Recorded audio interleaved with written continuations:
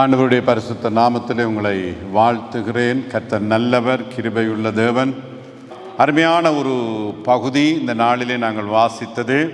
ஒரு ஓய்வு நாளாக இருக்கிறது. ஒரு ஓய்வு நாளிலே நாங்களும் இந்த இடத்துல என்ன செய்கிறோம்?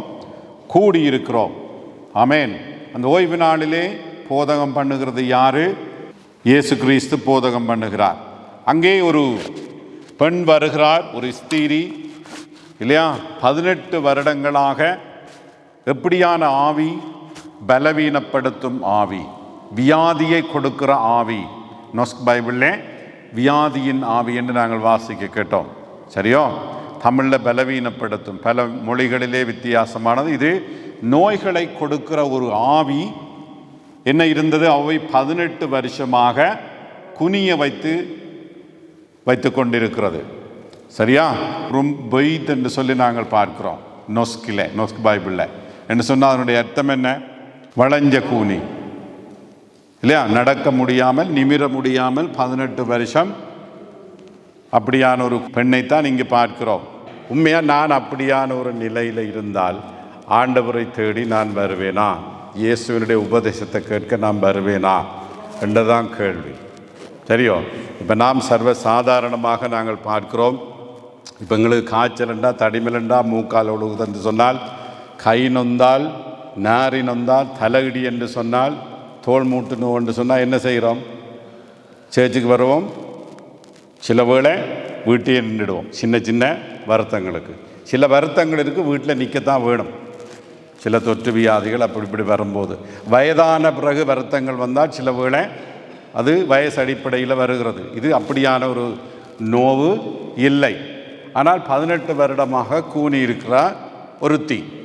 இப்போ நான் போய் காட்டின மாதிரி அவ்வளவுக்கு கூனி, நிமிந்து பார்க்க முடியாத ஒரு கூனி இயேசுவை தேடி வருகிறாள். சரியா?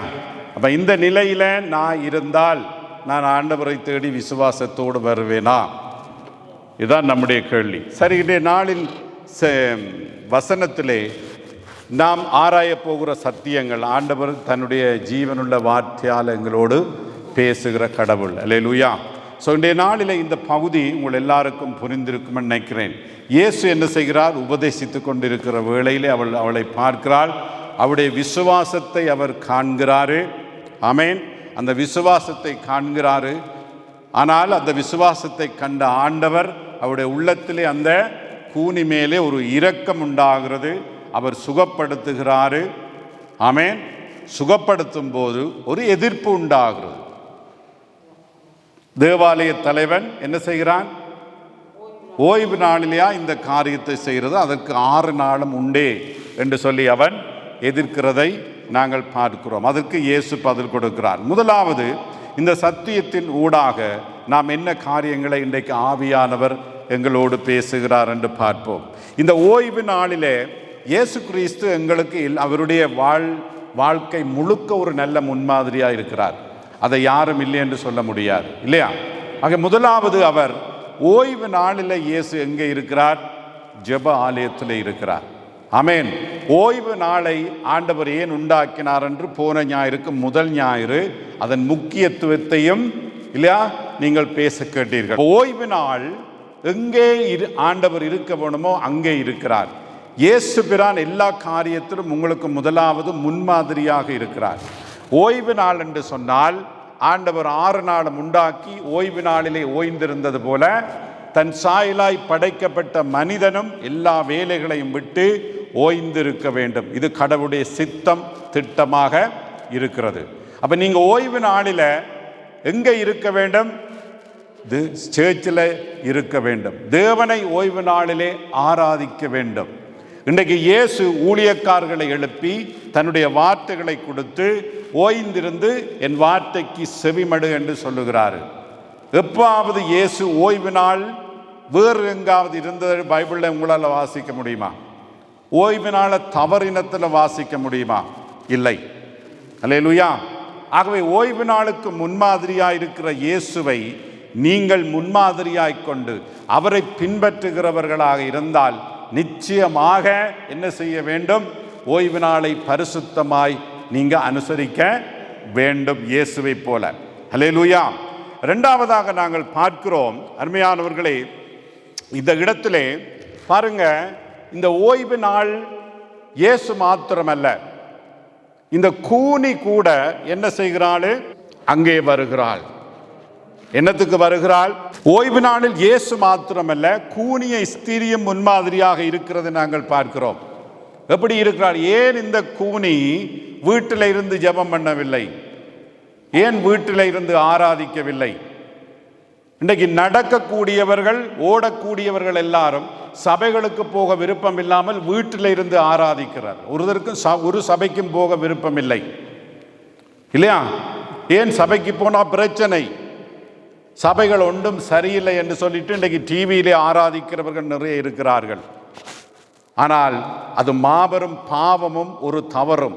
அதிலும் விட வீட்டில் இருக்கும்போது ஆராதிக்காமலே நீங்கள் இருக்கலாம். வேதத்தை வாசித்து நீங்கள் ஜெபம் பண்ணுவது நல்லது. ஆனால் ஞாயிறு ஆராதனைக்கு சபைக்கு போகாமல் வீட்டில் இருந்து ஆராதிக்கிறது தவறு. பாருங்க, இந்த பெண்ணை நீங்கள் எடுத்துக்கொண்டால் என்ன செய்கிறாள்? தன்னுடைய குனிஞ்சு போனாலே ஒரு வெட்கம் மாதிரி. ரெண்டாவது, அதில் இருக்கிற காரியம் முடியாத விதத்திலும் ஒரு ஸ்திரீ இயலாத தன்மையிலும் குனிஞ்சு அப்படி இருக்கும்போது முதுகு எவ்வளவு நோகும், குனிஞ்சு நடக்கும்போது அது எவ்வளவு கொதிக்கும், வலிக்கும். அப்படியான வேளையில் கூட என்ன செய்கிறாள்? அவள் தேவனை, ஆண்டவருடைய சத்தியத்தை கேட்பதற்கு முதலாவது இந்த ஓய்வு நாள் கட்டளையை அவள் கை கொள்ளுகிறாள், இயேசுவை போல. ஆமென். எந்த வியாதிகள், எந்த பலவீனங்கள் இருந்தாலும் எங்களால் முடியும் என்றால் சேர்ச்சுக்கு வந்து ஆண்டவரை ஆராதிக்கக்கூடியவர்களாக நாங்கள் இருக்க வேண்டும். சும்மாக தடிமலுக்கும் இருமலுக்கும் காய்ச்சலுக்கும் நாரினோ கால் நோவுகளுக்கும் நாம் ஞாயிற்றுக்கிழமை ஆராதனைக்கு வராமல் இருக்கலாமா என்பதை நீங்கள் புரிந்து கொள்ள வேண்டும். சும்மா சின்ன சின்ன சாட்டுகளுக்காக நாம் என்ன செய்யக்கூடாது? ஆராதனை இல்லாதமல் கூடுகிற இடத்திலே ஞாயிறு நாம் ஆண்டவரிடம் என்ன செய்ய வேண்டும்? அவருடைய சன்னிதானத்துக்கு வர வேண்டும். அப்ப எந்த ஒரு சாக்கு போக்கும் நாம் சொல்லாத கிறிஸ்தவர்களா இந்த கூனியில இருந்து நாம் கற்றுக்கொள்ளுகிறவர்களாக இருக்கிறோம். அல்லேலூயா, ஆமென்.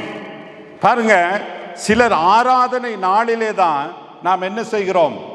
வீட்டில் இருந்து நாம் ஓய்வெடுக்க பார்க்கின்றோம், வேறு வேலைகளை செய்ய பார்க்கின்றோம். மிக பெரிய ஒரு வியாதி இருந்தால் மாத்திரம்தான் நாங்கள் வீடுகளில் இருக்கலாம். மற்றும்படி இந்த ஓய்வு நாளை கடைபிடிக்க வேண்டும் என்பது கடவுளுடைய கட்டளை.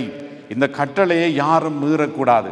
தன் சாயலாக படைத்த மனிதன் 6 நாள் வேலை செய்து 7ஆம் நாள் அவன் ஓய்ந்திருக்க வேண்டும். அப்படி ஓய்ந்திராத மனிதன் என்ன செய்ய மாட்டான்? பரலோகத்தில் ஓய்வுக்கு அவன் போக மாட்டான் என்று நாம் எபிரேயரில் வாசித்தோம். அல்லேலூயா. இப்ப இங்கே மனுஷர்களுக்கு நிச்சயமாக ஓய்வு தேவை. தேவன் அந்த அடிப்படையில் தான் எல்லாவற்றையும் உண்டாக்கி இருக்கிறார். ஆகவே ஓய்வு நாளை நீங்க ஆண்டவருக்கு கொடுத்து தேவாலயத்துக்கு வந்து கர்த்தரை ஆராதித்து எந்த வியாதியும் பலவீனத்தோடும் நீங்கள் ஆண்டவரிடம் முழு விசுவாசத்தோடு வர வேண்டும் என்பது கர்த்தருடைய சித்தமாயிருக்கிறது. அல்லேலூயா. அதே போல அதே காரியத்தை இந்த கூனி நம் ஒவ்வொருவருக்கும் என்ன செய்கிறாள்? கற்றுக் கொடுக்கிறவளாய் இருக்கிறதை நாங்கள் பார்க்கிறோம். சில வேளை வியாதிகள் வருகிறது, வெளியில போக முடியாமல் அல்லது தொற்று நோய் காரியங்களாக இருந்தால் நாம் வீட்டிலே நிற்கலாம். மற்றும்படி சரீரத்தில் இருக்கிற பலவீனங்களோடு நீங்க ஆராதனைக்கு வர வேண்டும் என்பது கடவுளுடைய சித்தம். அல்லேலூயா. ஞாயிறு ஆராதனைக்கு முதலிடம் கொடுக்க வேண்டும். முதலாவது தேவனுடைய ராஜ்யத்தை நீங்க தேட வேண்டும் என்பதை இந்த பகுதியின் ஊடாக நீங்க புரிந்து கொள்ள வேண்டும். இதைத்தான் கர்த்தர் உங்களுக்கு போதிக்கிறார். அல்லேலூயா. அருமையானவர்களே, ஆராதனையிலே பங்கு பெற தவறும் போது பெரிய ஆவிக்குரிய ஆசீர்வாதங்களை மாத்திரமல்ல, உடல் சுக ஆசீர்வாதங்களையும் பெற்றுக்கொள்ள தவறுகிறோம் என்று ஒரு விரிவுரையாளர் நமக்கு எழுதி வைத்திருக்கிறார். எப்படி எழுதி வைத்திருக்கிறாரு? ஆராதனைக்கு வர தவறும் போது பெரிய ஆவிக்குரிய ஆசீர்வாதங்களை மாத்திரமல்ல, உடல் சுகங்களையும், ஆண்டவர் கொடுக்கிற உடல் சுகங்களையும் நாம் பெற தவறுகிறவர்களாக இருக்கிறோம். சரியா? ஆகவே நாம் என்ன செய்ய வேண்டும்? இயேசு கிறிஸ்து, ஆராதனை, இது ரெண்டும் சேர்ந்துதான் விடுதலை. ஆமென். இதை நாம் கற்றுக்கொள்ளுகிறவர்களாய் இருக்க வேண்டும். ஆமென்.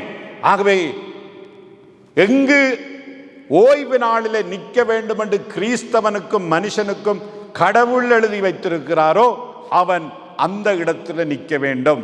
இது தேவனுடைய விருப்பமாயிருக்கிறது. அடுத்ததாக இரண்டாவது காரியம் பாருங்க, ஒரு பலவீனப்படுத்தும் ஆவி என்று வாசிக்கிறோம் 11வது வசனத்தில். எப்படியான ஆவி அவளை பிடித்திருந்தது? ஒரு பலவீனப்படுத்தும் ஆவியை கொண்ட ஒரு ஸ்திரீ அங்கே இருந்தால். அல்லேலூயா. பாருங்க, சாத்தான் 18 வருடமாக எங்களுக்கு வியாதிகள் இருக்கிறது. எங்கிருந்து வருகிறது? எங்கிருந்து வியாதிகள் வருகிறது? எப்படி வியாதிகள் வருகிறது? வயசு போனா சரி, ஒரு ஆக்சிடென்ட்ல அகப்பட்டா சரி, வியாதிகள் வருகிறது. ஆனா பெரும்பான்மையான வியாதிகள் ஜனங்களை வியாதி கொண்ட ஆவிகளினால் ஜனங்களுக்கு உண்டாகிறது. வியாதியை கொடுக்கிற ஆவிகள் இன்றைக்கு மனுஷர்களுடைய சரீரத்தை வியாதிகளை கொடுத்து கட்டி இறுக்கி வைத்திருக்கிறான் பிசாசானவன். விளங்குறதா? வித்தியாசமான மொழிபெயர்ப்பு பாருங்க. வியாதி, நோவை கொடுக்கிற ஆவி, அது பலவீனத்தின் ஆவி என்று தமிழிலே இங்கே மொழிபெயர்க்கப்பட்டிருக்கிறது. அருமையானவர்களே, இந்த ஆவி யாரை பிடித்து வைத்திருக்கிறது? இவளை பிடித்து வைத்திருக்கிறது. நமக்கும் நம்முடைய வாழ்க்கையிலும் இருக்கிற நோய்களும் வியாதிகளும் பலவீனங்களுக்கும் பொல்லாத ஆவிகள் காரணம். ஹல்லேலூயா. பிசாசின் ஆவிகள் காரணம். நாம் சபையில் இருந்தால் ஆவி பிடிக்காதா? பிசாசின் ஆவி, பொல்லாத ஆவி எங்களை தொடாதா? தொடாதா? இந்த பெண் எங்கே இருக்கிறாள்? எங்கே இருக்கிறாள்? ஆராதனையில் இருக்கிறாள், ஜெப ஆலயத்தில் இருக்கிறாள். நீங்க எங்கே இருக்கிறீர்கள்? ஆராதனையிலும் ஜெப ஆலயத்திலும் இருக்கிறோம். ஆண்டவரை ஆராதிக்க வந்திருக்கிறோம். ஆனால் நோயின் ஆவி எங்களை பற்றி இருக்கிறது. முடியுமா? நடக்கிறது என்று பார்க்கிறோம். இன்றைக்கு அநேகருடைய சரீரத்தில் இருக்கிற வியாதிகளுக்கு பிசாசின் ஆவிதான் காரணம். தெரியுமா? பெரியவராக இருந்தாலும் சரி, விசேஷமாக குழந்தைகளாக இருந்தாலும் சரி, நாங்கள் பார்க்கிறோம் இருக்கிற பலவீனங்களுக்கு பிசாசின் ஆவியை கட்டி வைத்திருக்கிறது என்று நாங்கள் பார்க்கிறோம். அல்லேலூயா. நமக்கு வியாதிகள் வந்து எத்தனை வருடங்கள் சிந்தித்து பாருங்கள். எத்தனை வருடங்களாக கால்நோ நாரினோ இல்லையா, இப்படி பல உடல் உறுப்புகளில் எங்களுக்கு பலவீனங்களும், எங்களுடைய மனதிலே பலயத்திலே நோவுகளும் கவலைகளும் கஷ்டங்களும் எல்லாம் இருக்கிறதற்கு பொல்லாத ஆவி ஒரு முக்கிய காரணமாக இருக்கிறது. ஆராதிக்கிறவர்களுக்கு அருமையானவர்களே, அல்லேலூயா. இப்ப எங்களுக்கு விடுதலை இல்லாமல் இல்லை, சுகம் வரமாட்டாது என்று யாரும் அதை தட்டி கழிக்க முடியாது. ஆனால் இந்த கூனியை போல ஒரு உண்மையுள்ள ஒரு விசுவாசம் நமக்கு இருக்க வேண்டும். இந்த கூனியை போல கடவுள் உண்டாக்கின நாளுக்கு நாம் முக்கியத்துவம் கொடுக்க வேண்டும். இடைவிடாது ஜெபம் பண்ணுங்கள், இடைவிடாது ஆராதியுங்கள், கடவுளை முதல் தேடுங்கள், முதல் உரிமை அவருக்கு கொடுங்கள் என்று வேதம் திரும்ப திரும்ப திரும்ப திரும்ப எங்களுக்கு என்ன செய்கிறது? போதித்துக் கொண்டே இருக்கிறது. அப்ப முதல் நல்ல உள்ளத்தோடையும் எவ்வளவு வேதனைகள் சோதனைகள் வியாதிகள் பலவீனங்களோடும் நாம் ஆண்டவரை முழு உள்ளத்தோடு ஆராதித்து முதலிலே அவரை தேடிக்கொண்டு அவர் உண்டாக்கின நாளை நாங்கள் பரிசுத்தத்தோடு அனுசரிக்கும் போது ஆண்டவர் இயேசு இந்த கூனியை போல எங்களை விடுவிக்கின்றார். அவளுடைய உண்மையான விசுவாசத்தை ஆண்டவர் காண்கிறதை நீங்கள் மறக்க முடியாது இல்லையா? 18 வருடங்களாக விசுவாசம், நம்பிக்கை, சகலவற்றை யார் பார்த்தாலும் எனக்கு பிரச்சனை இல்லை என்று நாங்கள் பார்க்கிறோம். பலவீனப்படுத்தும் ஆவி, அசுத்த ஆவி, பிசாசின் ஆவி, இப்படி பல இடங்களிலே சுவிசேஷ நூல்களிலே பொல்லாத ஆவிகள் கட்டி வைத்திருக்கிறதை பார்க்கிறோம். அப்போஸ்தலர் நடவடிக்கைகள் 8:7 அநேகரில் இருந்த அசுத்தாவிகள் மிகுந்த சத்தத்தோടെ கூப்பிட்டு அவர்களை விட்டு புறப்பட்டது. அப்போஸ்தலர் 5:16 சுற்று பட்டணங்களிலும் இருந்து திரளான ஜனங்கள் பிணியாளிகளையும் அசுத்த ஆவிகளால் பாதிக்கப்பட்டவர்களையும் எருசலேமுக்கு கொண்டு வந்தார்கள், அவர்கள் எல்லாரும் குணமாக்கப்பட்டார்கள் என்று வாசிக்கிறோம். இப்படி பல இடங்களிலே பொல்லாத பிசாசின் ஆவிகள் வியாதியை கொடுத்து ஜனங்களை கட்டி வைத்திருக்கிறார்கள். அநேக வியாதிகளுக்கு காரணம் இல்லையா? ஆகவே பொல்லாத அசுத்த ஆவிகள் நம்மை அடிமைப்படுத்துகிறது. வியாதியை கொடுத்து, பலவீனத்தை கொடுத்து, வாழ்க்கையிலே தோல்விகளை கொடுத்து எங்களை மடக்க பார்க்கிறது என்பது வேதாகமம் எங்களுக்கு கற்றுத்தருகிற உண்மையாயிருக்கிறது. அல்லேலூயா. கடவுளோடு நெருங்கி உண்மையாய் அவரை தேடி ஆராதித்து பார். அவருடைய எங்கள் பலவீனங்கள் வியாதிகளில் முதலாவது அவருடைய சித்தப்படி அவருடைய பலம் பூரணமாய் விளங்கும். ஆனால் பிசாசின் ஆவி, வியாதியை கொடுக்கிற ஆவி, நோயின் ஆவி, அந்த ஆவி எங்களுக்குள் என்ன செய்வது இல்லை, எங்களை கூனியாக்கி அப்படியே படுக்க வைப்பது இல்லை. அது எங்களை சுகப்படுத்தி பொல்லாத ஆவிகளை எங்களிலிருந்து அப்படியே வெளியே அப்புறப்படுத்துகிற ஒரு வல்லமை கொண்ட இயேசுவிடம் நாம் வந்திருக்கிறோம். அல்லேலூயா, ஆமென். ஆகவே நீங்கள் ஒன்றை மறந்து போகக்கூடாது. இடைவிடாத ஜெபமும், கர்த்தருடைய நாளிலே அவரிடம் வருவதும், அவரை இடைவிடாமல் ஆராதிப்பதும், ஆமென், எங்களுக்கு என்னத்தை கொண்டு வருகிறது? இயேசுவால் சுகத்தையும் விடுதலையும் அது கொண்டு வருகிறது. ஆமென், அல்லேலூயா. மாற்கு 1:23 பார்க்கிறோம், அவர்களுடைய ஜெப ஆலயத்திலே அசுத்த ஆவியுள்ள ஒரு மனுஷன் இருந்தான். லூக்கா 4:33 ஜெப ஆலயத்திலே அசுத்த ஆவி பிடித்திருந்த ஒரு மனுஷன் இருந்தான். ஜெப ஆலயத்திலே, சபையிலே இல்லை, ஆண்டவரை ஆராதிக்கிற இடங்களிலே நாங்கள் பார்க்கிறோம்.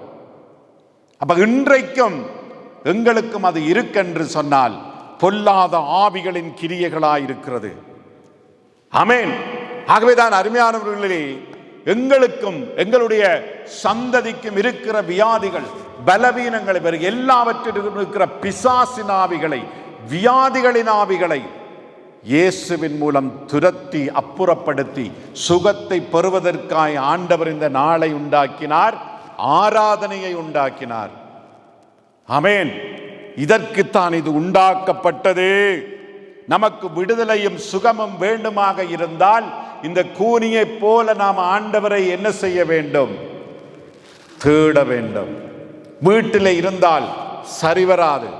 இருந்து பாருங்க, வியாதிகள் கூடிக்கொண்டே போகும். இருக்கிற வியாதி இன்னும் கடுமையாய் போய்கொண்டு இருக்கும். கடவுளை தேடி பாருங்க, அந்த வியாதிகள் உங்களை விட்டு நீங்கள் அறியாமலே இல்லாமல் போகும். ஹல்லேலூயா.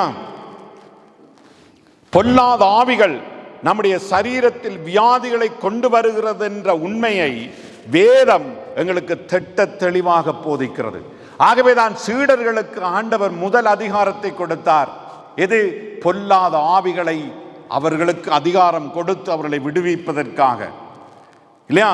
மத்தேயு 10:1 பார்க்கிறோம், அவர் தம்முடைய 12 சீடர்களையும் தம்மிடத்தில் வரவழைத்து அசுத்த ஆவிகளை துரத்தவும் சகல வியாதிகளையும் சகல நோய்களையும் நீக்கவும் அவர்களுக்கு அதிகாரம் கொடுத்தார்.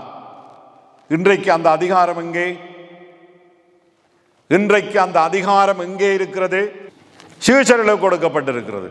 வேற யாருக்கு கொடுக்கப்பட்டிருக்கிறது? விசுவாசிகளுக்கு கொடுக்கப்பட்டிருக்கிறது. உங்களுக்கு இருக்கா அந்த அதிகாரம்? மாற்கு 16:17 வாசித்து பாருங்க என்ன இருக்குண்டு.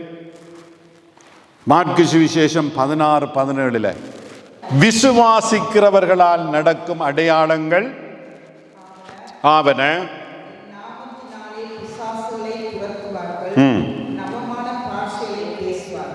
ஆமேன். என்ன சொல்லுகிறாரு? அவருடைய நாமத்தினாலே பிசாசுகளை துரத்துவார்கள். ஹல்லேலூயா.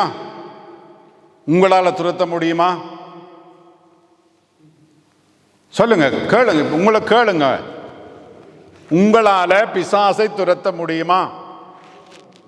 அந்த அதிகாரம் உங்களுக்கு கொடுக்கப்பட்டிருக்கிறதா? பொல்லாத ஆவிகளின் மேல் உங்களுக்கு அதிகாரம் இருக்கிறதா? தேவன் கொடுத்திருக்கிறார். அப்போஸ்தலருக்கு கொடுத்தார், ஊழியக்காரர்களுக்கு விசேஷமாய் கொடுத்தார். ஆனா ஒவ்வொரு விசுவாசிக்கும் கொடுத்திருக்கிறார். இவ்வளவு ஒரு பெரிய சிலாக்கியம். ஹல்லேலூயா. இவ்வளவு பெரிய சிலாக்கியம். ஆனால் அந்த அதிகாரம் கொடுக்கப்பட்டிருக்கிறது. அந்த வல்லமையான ஆண்டவருடைய பிள்ளைகளாய் விசுவாசிகளாக இருக்கிறோம். ஆனால் அவைகளை பாவிக்கின்றோமா? காய்ச்சல் வந்தா பரசத்தை பாவிக்கிறோம் இல்லையா? நாரின் வந்தா விக்ஸ பூசுகிறோம். ஏன்? சுகம் கிடைக்கிறதுக்கு. ஆனால் ஆண்டவரிடமிருந்து முழு விடுதலையை வியாதிகளில் பெற நாம் எத்தனை பேர் விக்ஸ பூச முன்னமும் பரசத்தை போட முன்னமும் லேகைக்கு அடிக்க முன்னமும் அந்த அதிகாரத்தோட பொல்லாத ஆவியை என் வியாதியை கட்டி எத்தனை பேர் ஜெபம் பண்ணுகிறோம்? இன்னைக்கு வருத்தம்டா நாளைக்கு லேகேட்ட போகணும். முதல் நாளே விடிய 8 மணிக்கு அக்குத்தீமை எடுக்கிறதுக்கு என்ன செய்வோம்? எல்லாம் வச்சுட்டு இருப்போம் மொபைல்ல. முதலாவது யாரை தேடுகிறது? டாக்குத்தரை. சில பேர் சீக்கிரம் இல்லைங்க எடுக்க டாக்குத்தரை தேடுறது என்ன? எதற்காக? முதலாவது. அடுத்த நாள் எத்தனை பேர் அதே போல எல்லாம் வச்சு விடிய எழும்பி ஜெபம் பண்ணுகிறோம்? எல்லாம் வச்சு டாக்டர்கிட்ட அக்குத்தீமைக்கு 8:30 முதல் அடிக்கணும் என்ன? அந்த நேரம் கிடைக்கிறது. ஆனா எல்லாம் வச்சு எத்தனை பேர் ஜெபம் பண்ணுகிறோம்? எத்தனை பேர் முதல் பொல்லாத ஆவிகளை கட்டி நாங்கள் ஜெபிக்கிறோம்? எத்தனை பேருக்கு அந்த பழக்கம் இருக்கிறது சரீரத்தில் இருக்கிறதற்கு? யோசிச்சு பாருங்க. எத்தனை பேர் நாங்கள் மற்றவர்களுக்காக ஜெபிக்கிறோம்? விசுவாசிகளால் நடக்கும் அடையாளங்கள். என் நாமத்தினாலே பிசாசுகளை துரத்துவார்கள், நவமான பாசைகளை பேசுவார்கள். ஹல்லேலூயா. எந்த பொல்லாத ஆவியை மேற்கொள்ளுகிற ஒரு வல்லமை இயேசு பிரானுக்கு உண்டு. அந்த அதிகாரத்தை உங்களுக்கு கொடுத்திருக்கிறார். ஆமென். நாம் அதை என்ன செய்ய வேண்டும்? பரசத்தை போல விக்ஸை போல அதுக்கு முதல் அவைகளை நாம் பாவிக்க வேண்டும். ஹல்லேலூயா. சில பேருக்கு அந்த ஃபாஸ்ட் லேகிட்ட போனாலே ஒரு லவ் உண்டு. போயிட்டு வந்தா தான் அவரை கண்டு இல்லை அவரை கண்டு வந்தா தான் ஒரு நிம்மதி. இல்லையண்டா ஒரு என்ன ஒரு நிம்மதி இல்லை. அவர் போய் அது ஒன்றும் இல்லை, நீ போ பரசத்தை போடுண்டா வருத்தம் போயிடும். யார் சொன்னா? ஃபாஸ்ட் லேகிட்ட அவ்வளவு அன்பு. அந்த அன்பு இயேசு கிறிஸ்துவிடம் இன்றைக்கு அநேகருக்கு இல்லை இல்லையா? ஹெல்திய ஃபாஸ்ட் லேகியர் என்ன? We எல்ஸ்கட் him. வி மோ எல்ஸ்க இயேசுஸ் ஃபர்ஸ்ட். ஹல்லேலூயா. ஆண்டவரை நேசித்து விசுவாசித்து நாம் நடத்த வேண்டும். பலவீனம் கொண்ட ஆவி அப்படியே நிமிராமல் வைத்திருக்கிறது, நிமிரா விடாமல் கட்டி வைத்திருக்கிறது. ஹல்லேலூயா. இன்றைக்கு உங்கள் எல்லாருக்கும் ஆண்டவர் ஆராதனைக்கு போக தடையில்லாத அளவுக்கு உங்கள் நாரிகளை நிமித்தி வைத்திருக்கிறார்.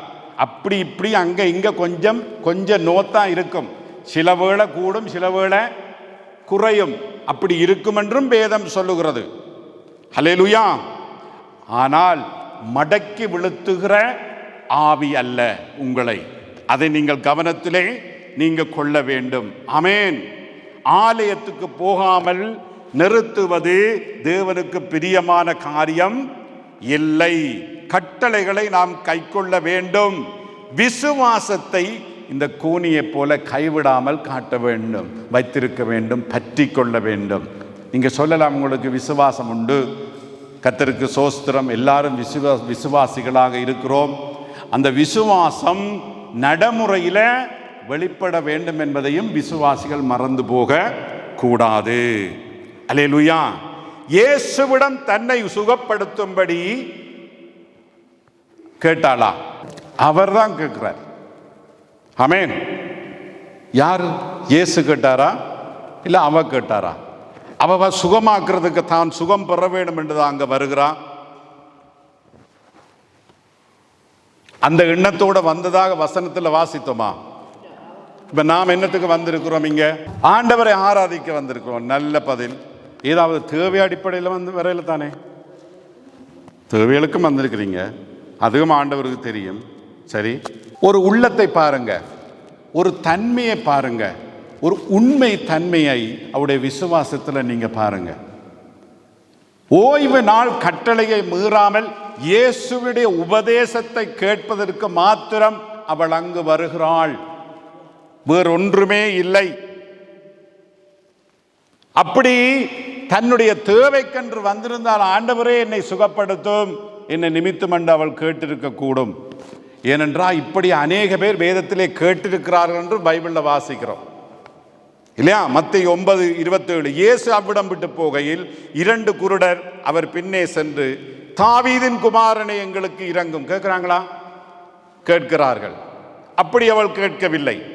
மத்தேயு 15:22 அப்பொழுது அந்த திசைகளில் குடியிருக்கிற கானானிய ஸ்திரீ ஒருத்தி அவரிடத்தில் வந்து, ஆண்டவரே, தாவீதின் குமாரனே, எனக்கு இரங்கும், என் மகள் பிசாசினால் கொடிய வேதனைப்படுகிறார் என்று சொல்லி கூப்பிடுகிறாள். அப்படி கேட்டாளா இந்த கூனி? கேட்கவில்லை. மத்தேயு 17:15 ஆண்டவரே, என் மகனுக்கு இரங்கும், அவன் சந்திரரோகியாய் கொடிய வேதனைப்படுகிறான், அடிக்கடி தீயிலும் அடிக்கடி ஜலத்திலும் விழுகிறான், வந்து சுகப்படுத்தும் கேட்கிறான். இப்படி இந்த கூனி கேட்கவில்லை இல்லையா? அந்த விசுவாசத்தின் தன்மையை பாருங்க. இயேசுவின் போதகத்தை கேட்பதற்கு, கடவுளுடைய வார்த்தையை கேட்பதற்கு வருகிறாள். அவருடைய கடவுள் மேல் வைத்த விசுவாசம், நம்பிக்கை நாங்கள் பார்க்கிறோம். அதனுடைய அர்த்தம் என்ன? ஆன்மீக ஆசீர்வாதத்தை அவள் விரும்புகிறாள். நடக்க முடியாமல் இப்படி இருந்தும் கூட தன் சுகத்தை எதிர்பார்க்கவில்லை. அல்லேலூயா. இன்றைக்கு நாம் நமக்கு ஒரு கொஞ்சம் நோண்டாலும் ஆண்டவரை விடுவியும் தான் வருவோம் இல்லையா? ஆன்மீக மனுஷனை, உள்ளுக்கு இருக்கிற மனுஷனை நாம் சில அடிக்கடி யோசிப்பது இல்லை. கடவுளே, உம்முடைய வார்த்தை மாத்திரம் போதும், இன்றைக்கு ஓய்வு நாள், இது உம்முடைய கட்டளை, நீர் வார்த்தையை கொடுத்திருக்கிறீர், ஊழியக்காரர் மூலம் பேசுகிறீர், உம்முடைய வார்த்தையை கேட்க வருகிறேன், நீர் பேசுகிற தெய்வம். அந்த வார்த்தையினால் என் ஆன்மாவுக்கு விடுதலை, ஆன்மீகத்துக்கு சுகம். அல்லேலூயா, ஆமென். ஆவிக்குரிய ஆசீர்வாதத்தை தேடுங்கள். ஆவிக்குரிய ஆசீர்வாதம், ஆன்மீக ஆசீர்வாதம், இதுதான் மனிதனுக்கு முதல் வேண்டியது. கல்வி தேவை, பொருள், பணம், வேலை, கார், வீடு, விளங்குறதா? பிள்ளைகள், தேவைகள் நமக்கு நிறைய இருக்கிறது. கர்த்தர் கைவிட மாட்டார், நிச்சயமா ஆசீர்வதிப்பார். இவர்கள் எல்லாவற்றையும் ஒரு இடத்தை வைத்து இந்த கூனியை போல உண்மையாய் இயேசுவை தேடுங்கள், அவரை பின்பற்றுங்கள். இதான் ஆண்டவர் சொல்லுகிற காரியம். உண்மையான உள்ளத்தோடு அழிந்து போகிற காரியங்களுக்காய் ஆராதனைக்கு வராமல், அழிந்து போகிற காரியங்களுக்காய் இயேசு இயேசு என்று விழாமல், அருமையான விசுவாசிகளே, அழியாத ஆன்மீகத்துக்காய் ஆண்டவரை தேடு. அப்படி தேடும் போது என்ன நடக்கிறது? ஆன்மீக ஆசீர்வாதத்தை தேடுகிற அந்த கூனிக்கு ஆண்டவர் என்ன செய்கிறார்? அவள் கேட்காமலே அவராக கூப்பிட்டு ஜெபிக்கிறார். விளங்குதா உங்களுக்கு? அவராக கூப்பிட்டு ஜெபிக்கிறார். அதிலே என்ன கிடைக்கிறது? சுகம் கிடைக்கிறது. எவ்வளவு ஒரு அற்புதமான காரியம்! இயேசு என்றால் உங்களுக்கு உள்ளத்தில் முதல் விடுதலை, ஆன்மீகத்தில் விடுதலை.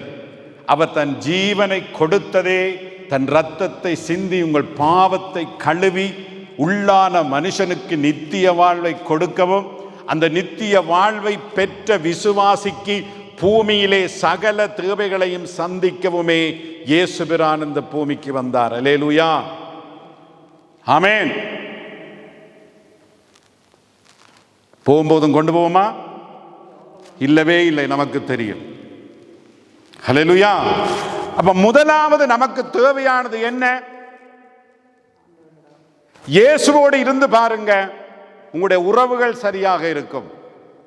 இயேசுவோடு இல்லையா, உங்களுடைய உறவுகளே கைவிட்டுடும். இயேசுவோடு இருந்து பாருங்க, அவரை ஆராதிங்க, உங்கள் தேவைகள் எல்லாம் நேரத்துக்கு நேரம் சந்திக்கப்படும். அவரை ஆராதிக்கவில்லை என்றால் நீங்க உங்களுடைய மாமிசத்தால் ஓடி ஓடி நீங்களே பிரயாசப்பட்டு களைச்சு விழுந்துதான் உங்கள் தேவைகளையும் ஆசைகளையும் நிறைவேற்ற முடியும். ஏற்ற வேளையில் ஏற்ற காலத்தில் இயேசுவோடு உறவு சரியா இருந்தால், அவர் உங்கள் கடவுளாய் தெய்வமாய் இரட்சகராய் இருந்தால் சகலதும் வாழ்க்கையில நேர்த்தியா நடக்கும். இதுதான் பைபிள் எங்களுக்கு போதிக்கிற சத்தியம். இயேசு வாழ்க்கையில சரியா இல்லை என்றால் வாழ்க்கை சரியா இருக்காது. பொல்லாத ஆவிகள் வந்து அடிக்கடி உங்கள் சரீரத்தில் விசிட் பண்ணிட்டு போகும். நீங்க பேரியா போக்கெல்லாம் உங்களோட இருக்கும். விளங்குறதா? இயேசு இல்லாத வாழ்க்கை ஒரு வாழ்க்கை இல்லை. ஹல்லேலூயா. அருமையானவர்களே, இந்த கூனி வியாதி நாங்கள் பார்க்கிறோம், தானாக கேட்காத ஒரு தன்மை, எதையும் உலக ஆசீர்வாதத்தையும் எதிர்பார்க்கவில்லை. அவள் இருந்த நிலைமையை பாருங்க. நாம் நாரி வருத்தம் காய்ச்சலுக்கும் என்ன செய்கிறோம்? ரத்தம் எடுக்க போறோம்னாலே பயம், டாக்டர்கிட்ட போகண்டாலே சில வேளை மண்டை இடிச்சா மண்டைகளை கட்டி வந்துடுமோன்னு நாங்கள் பயப்படுகிறார்கள் இல்லையா? இப்படி எத்தனையோ இதோட நாங்கள் பயந்து பயந்து பயந்து பயந்து பயந்து வாழ்ந்து கொண்டு இருக்கிறோம். ஏன்? பொல்லாத ஆவி நமக்குள்ளே கிரியை செய்ய நாம் இடம் கொடுக்கிறபடியால். இதுல பெரிய பரிதாபம் என்னண்டா, அந்த பொல்லாத ஆவியை நான் என்னிடமிருந்து அப்புறப்படுத்துவதற்கு எனக்கு பாஸ்டர் தேவையில்லை. யார் தேவையில்லை? யார் தேவையில்லை? உங்களுக்கு பாஸ்டர் தேவையில்லை இல்லையா? நீங்களே பாஸ்டர். உங்களுக்கு நீங்க தான் உங்களுக்கு பாஸ்டர், நீங்க தான் உங்களுக்கு ஊழியக்காரி, நீங்க தான் உங்களுக்கு ஊழியம் செய்யலாம். தயவு செய்து அம்மாமாரே அப்பாமாரே ஒருவருக்கொருவர் மாறி ஜெபம் பண்ணுங்கள். பிள்ளைகளுக்கு கையில் தலையில கை வச்சு ஜெபம் பண்ணுங்கள். ஹல்லேலூயா. எத்தனை பேர் செய்கிறோம்? எத்தனை பேர் ஜெபத்தை பாவிக்கிறோம்? எத்தனை அம்மமார் தமிழ் சொல்லி கொடுக்கிறோம்? கர்த்தருக்கு சோஸ்திரம்.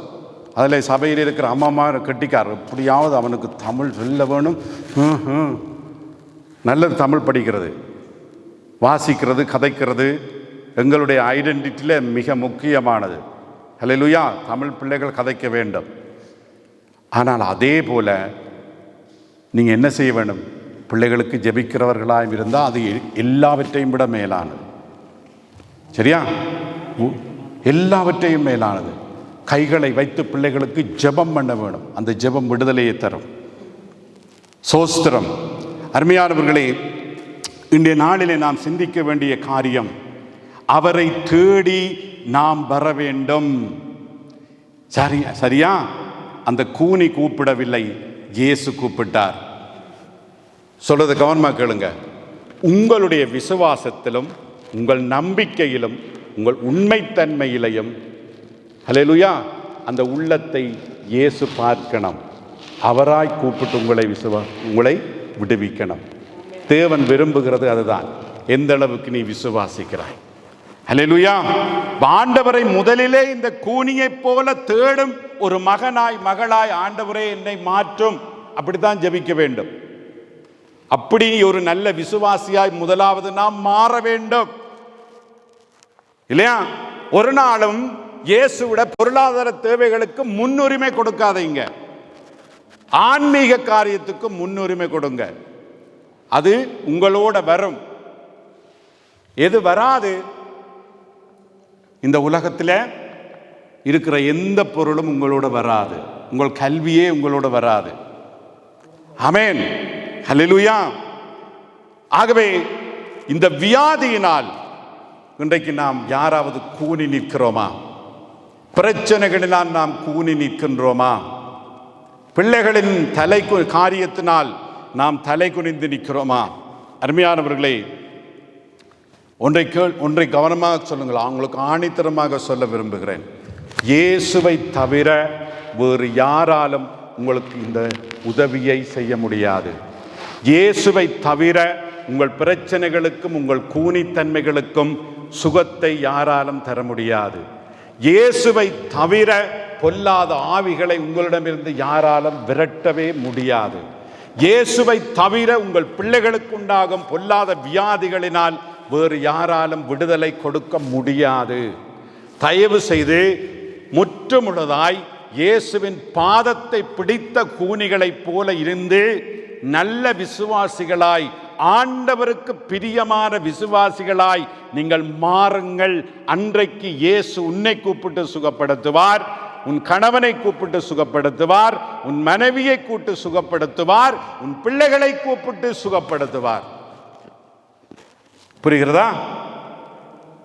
இயேசுவை தவிர விடுதலை இல்லை. சொந்த முயற்சிகள், செல்வாக்குகள், பணங்கள், நீங்கள் ஏறெடுக்கிற எந்த முயற்சியும் உங்களுக்கு ஒரு நிரந்தர விடுதலையை தரப்போவது இல்லை.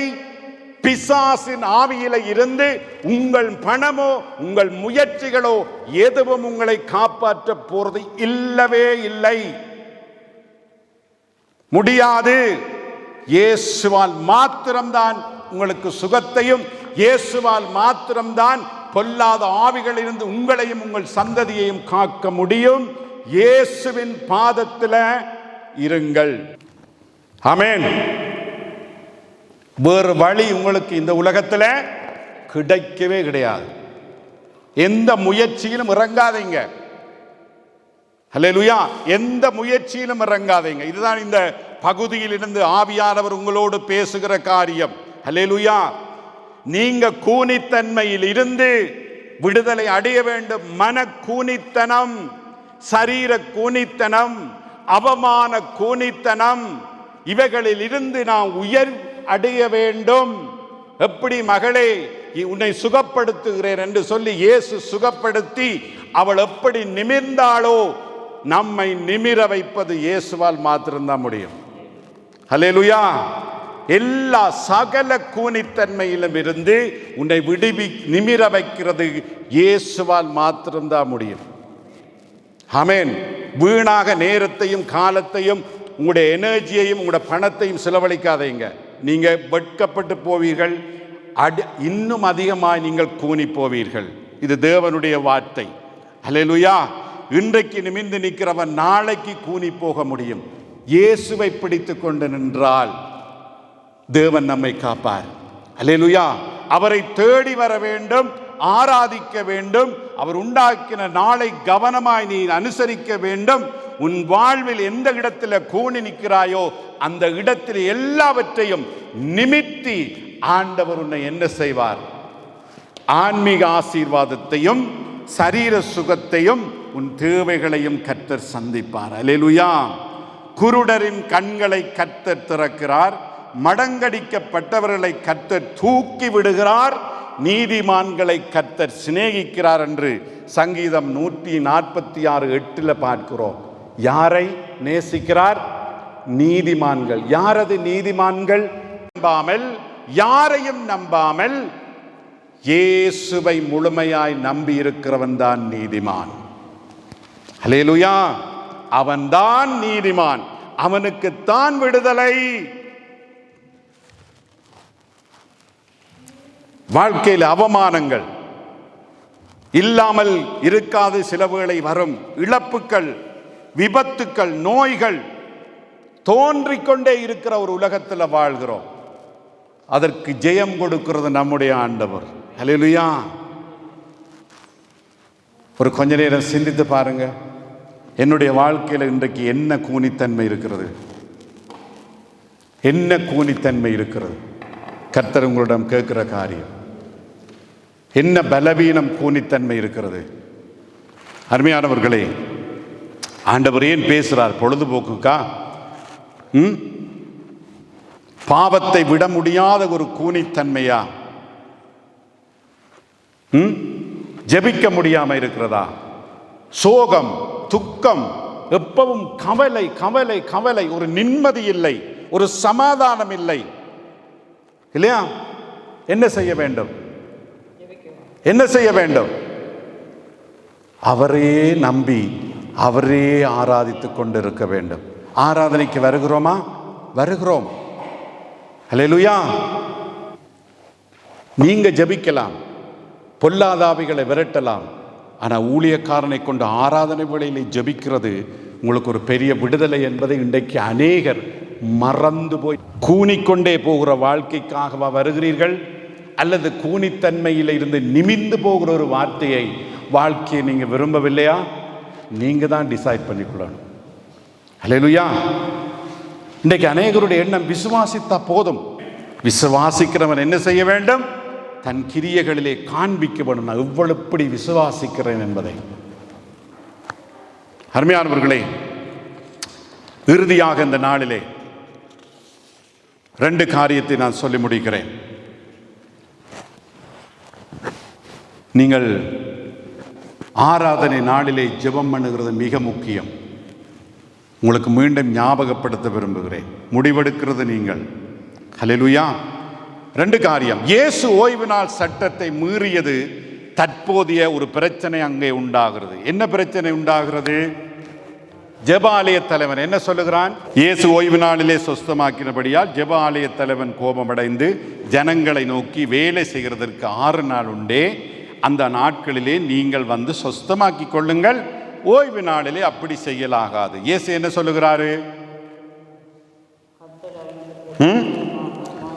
இந்த தேவாலயத்திலே 2 சாராரை பார்க்கிறோம். ஒன்று யாரு? அந்த கூனி. ஆமென். 2வது ஜெப ஆலய தலைவன். 2ம் விசுவாசிகள் தான். 2ம் விசுவாசிகள் தான். ஒன்று இயேசுவை விசுவாசிக்குது, அவருடைய இரக்கத்தை புற செய்தியை கேட்க வருகுது.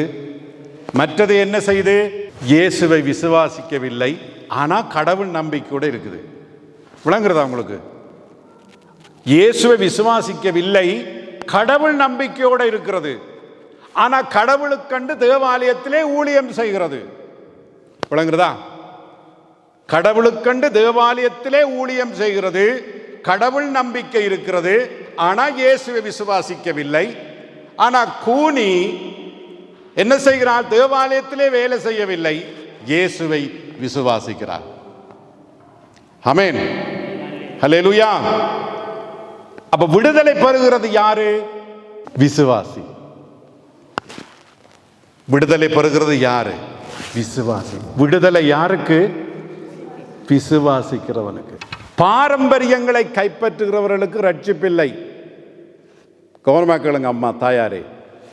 பாரம்பரியங்களை கைப்பற்றுகிறவர்களுக்கு, கை கொள்ளுகிறவர்களுக்கு கடவுள் நம்பிக்கை உண்டு என்று இயேசுவை தன் தெய்வமாய் ஏற்றுக்கொள்ளாதவன் ஒரு ஆலயத்திலே ஊழியம் செய்தால் அவன் செய்கிற ஊழியத்தினால அவனுக்கு விடுதலையும் ரட்சிப்பும் கிடையாது. இயேசுவை தெய்வமாய் கொண்டு அவரை விசுவாசிக்கிறவனுக்கு மாத்திரம்தான் விடுதலையும் ரட்சிப்பும். இன்றைக்கு எத்தனையோ கோயில்களை கட்டி வைத்து எத்தனையோ கடவுள் நம்பிக்கை உடையவர்கள் கடவுளுக்கும் தெய்வங்களுக்கும் எத்தனையோ காரியங்களை செய்கிறார்கள். ஆனால் அவர்கள் ரட்சிக்கப்படவில்லை, ரட்சிக்கப்படுவதும் இல்லை. புரிகிறதா? சொல்லுங்க போய் உங்களுக்கு தெரிந்தவர்களுக்கு. எங்கே வேலை? கோயில்ல வேலை. கடவுள் நம்பிக்கை இருக்கா? இருக்கிறது. இயேசுவை ஏற்றுக்கொண்டிருக்கிறா? இல்லை. யாருக்கு ஊழியம்? கடவுளுக்கு. இந்த காரியத்திலே சடங்குகளை கைக்கொள்வதால் ரட்சிப்பில்லை, விசுவாசிப்பதனால் நீதிமான் பிழைப்பான். ஆமென். விசுவாசத்தினாலதான் விடுதலை, விசுவாசத்தினாலதான் சுகம், விசுவாசத்தினாலதான் குணம், விசுவாசத்தினாலதான் ரட்சிப்பு. எல்லாமே இயேசுவை விசுவாசிப்பதனால்.